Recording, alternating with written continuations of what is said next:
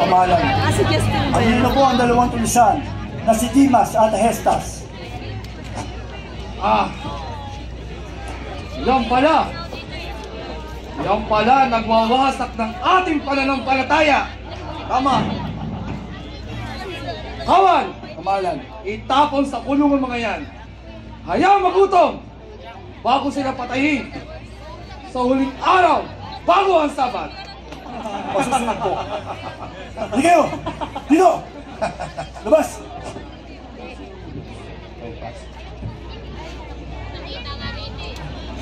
Kamahalan, paparating na po ang mga punong kawan. Papasukin agad! Masusunod po.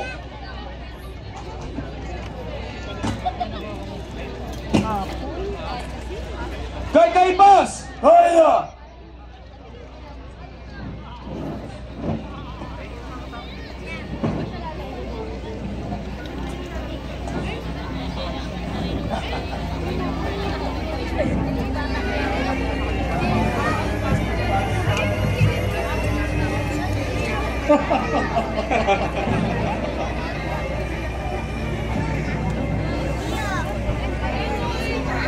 Yan pala si Jesus, ang Mesyas. Bakit mukhang maamong koldero? O Jesus, ikaw nga ba ang anak ng Diyos? Sumagot ka man! Anak ng Diyos. Sinasabing ikaw isang propeta ang nagmula sa Diyos. Tingnan natin. Marco, Malan, takpan mo ang kanyang mga mata.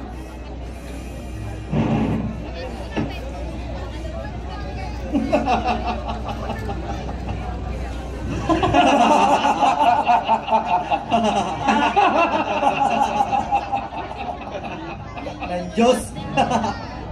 Ngayon, Jesus, sabihin mo sa amin at ituro mo sino ang sumampal at bumatok sa iyo.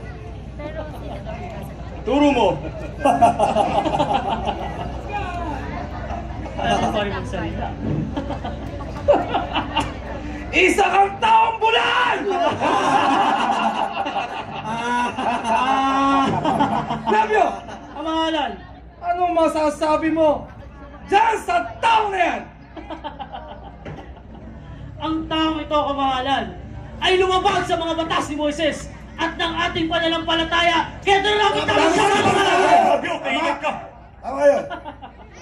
Ikaw ay sa dalubasa sa batas.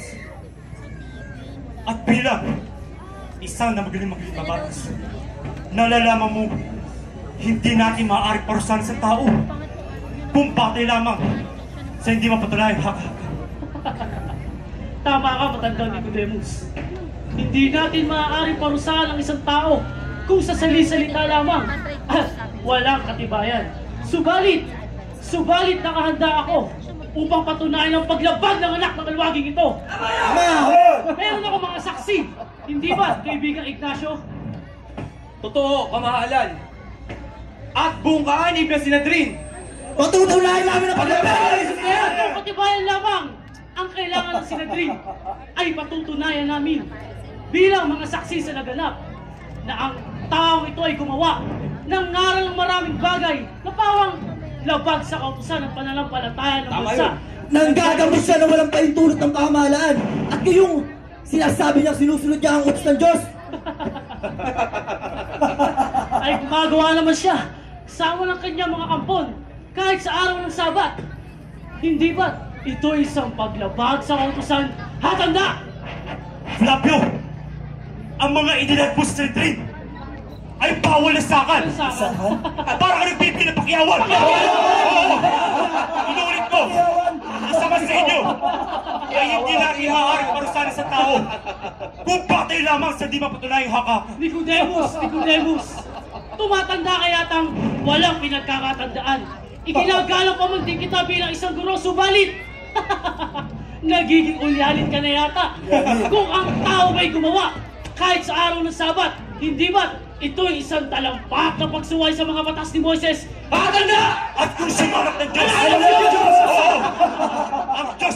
lang Tao hinabang ito! mo! Anak ng Diyos! Ang Diyos ang gumawa ng araw ng Sabat. At siya lang din na may karapatang mag-resito. Nilapagdyaba ang utos, Flavio! Nilapagdyaba ang batas!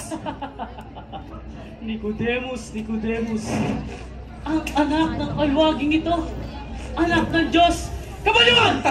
Hindi ka lamang isang ulyanin, isang alinlangan, buhayang ina niyang si Maria, at nalalaman ng lahat na ang kanyang amang si Jose ay isang alwagi! Anak ng alwagi!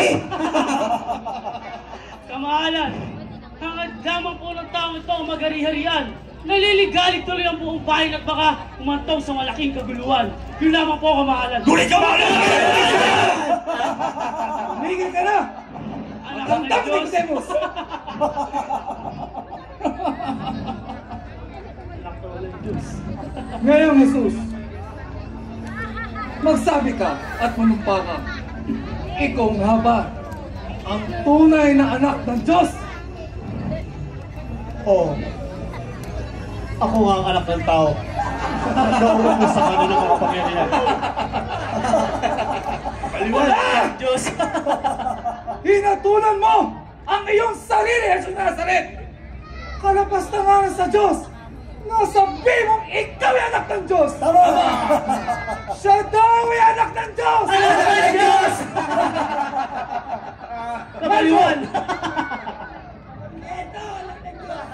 Ngayon, dadalhin natin kay Gobernador Poncio Pilato. Siya lamang may karapatang pagtibayin ang kamatayan dito sa taong ito. At baka makalimutan kong luhuran at sambahin, makalimutan ko ang aking sarili. Kailangan na yan! Dalawang tampatan! Hello! At ituloy na ito! Kay Pilatong Puno Bayan! Kay Pilato! Kaya!